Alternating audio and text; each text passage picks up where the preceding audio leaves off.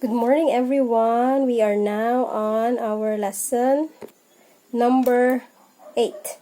This is entitled Applying Triangle Congruence to Construct Perpendicular Lines and Angle Bisector. Actually, this is the continuation of our lesson number 7. So, let us define first the important terms. We have perpendicular bisector. The perpendicular bisector is a line segment, or a ray. So, pwede tatlo, no? Pwede siya line segment, pwede man siya ray. That bisects a given line segment or side of a polygon at a right angle to that line segment or side of a polygon. So, ginatunga niya ang line segment or side ng polygon nga matupan niya. And it forms a right angle to that line segment or side of a polygon. Liwaton ko ha, the perpendicular bisector can be a line segment or a ray nga ginatunga niya ang ina nga line segment or side of a polygon nga matupan niya. Okay, let's have an example. In this figure, the perpendicular bisector is line segment FI. Line segment FI bisects line segment SH. Okay. There is a right angle formed. Angle SIF or FIS is a right angle. Syempre, kung may right angle na sa piyak, automatic ang piyak na angle, that's FIH or FHI, is also a right angle. Again, the perpendicular bisector is your line segment FI here. It bisects line segment SH. Okay. Next is the definition of the perpendicular bisector theorem. The perpendicular bisector theorem states that a point is on the perpendicular bisector of a segment if and only if it is equidistant from the endpoints of the segment. Okay, so this is under perpendicular bisector theorem. Okay. Mabalaan ta ko no ang perpendicular bisector if ang gintupan niya nga point, which is I, is equidistant from the endpoints S and endpoint H. Kung equal, kita ka mo may mark, may mark o mark. Meaning, they are both equal. SI or IS is congruent to IH because of the perpendicular bisector. Gintunga ni line segment FI si line segment SH into two equal parts. And so, there is IS is congruent to IH. They are congruent or they are equal. Kung si IS is, let's say, 10 centimeters, si IH, 10 centimeters man. Okay? Let's continue. Okay. See that ray? That is perpendicular to this. This ray is perpendicular to this line segment because it has formed a right angle. Kung right angle na sa piyak, miski wala back sa piyak, automatic, that's line or 90 degrees also. It forms a right angle. Because it formed a right angle, then this ray is perpendicular to that line segment. Okay, the small rectangles drawn on intersecting lines indicates a right angle or exactly 90 degrees. The symbol, the perpendicular symbol, this symbol is called the perpendicular symbol. It indicates perpendicularity of lines, as in, line segment XY is perpendicular to line segment PY. Let me show you the figure. There. Because line PY served as the perpendicular bisector of line segment XZ, and so si line PY gintunga niya si line segment XZ into two equal parts, and it formed a right angle. So, si line PY is a perpendicular bisector.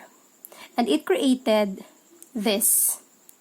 Line segment XY is congruent to line segment YZ. Okay. Okay. To prove that two lines are perpendicular, you must show that one of the following theorems is true. How will we identify that lines are perpendicular? Dapat isa lang di sa ila maging insakto. Number 1, if two lines are perpendicular to each other, then they form 4 right angles. Apat gid. Okay? If line M is perpendicular to line N, so our perpendicular lines here are line M and line N. In symbols, ara. If line M is perpendicular to line N, then angle 1, angle 2, angle 3, and angle 4 are right angles. When we say right angles, they measure, each of them measures 90 degrees. 90 degrees, 90 degrees, 90 degrees, 90 degrees. So, dapat may 90 degrees or right angle gid nga na form. Kag hindi lang na siya isa. Kung lines gid, naga-cross gid, then apat kabilog. Okay. So, we have line M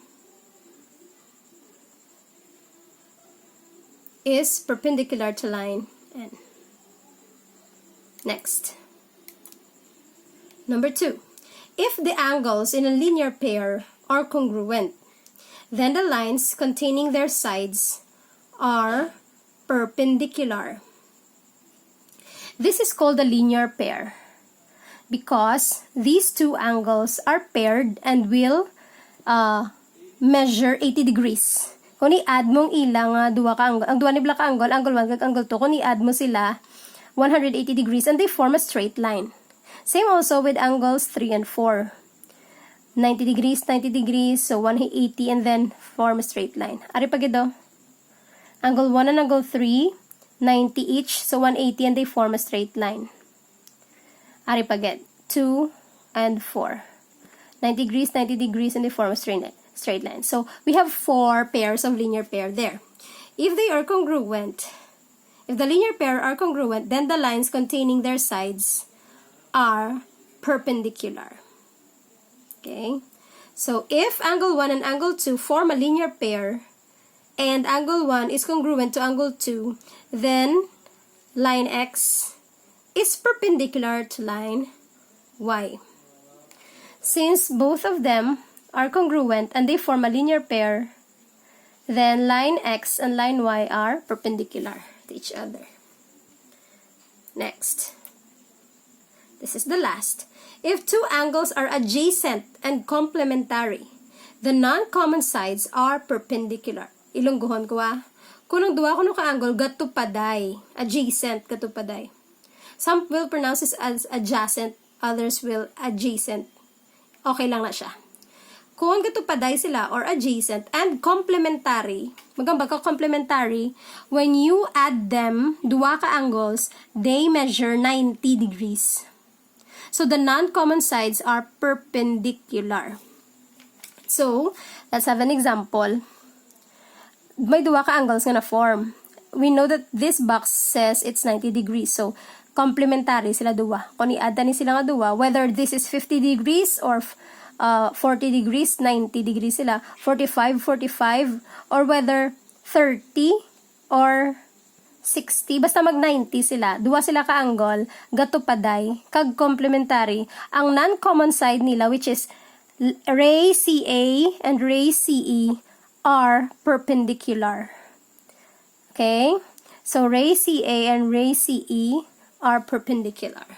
Another statement. If angle ACR and RCE, talking about the two angles. Again, if angle ACR and RCE are complementary and adjacent, then ray AC or line segment ang yung gamit niya. Line segment AC is perpendicular to line segment C. Okay, so here is my activity for you. Lesson 8. To answer that, go back to our lesson, this video, keep on watching this video and answer these 3 questions. Thank you very much.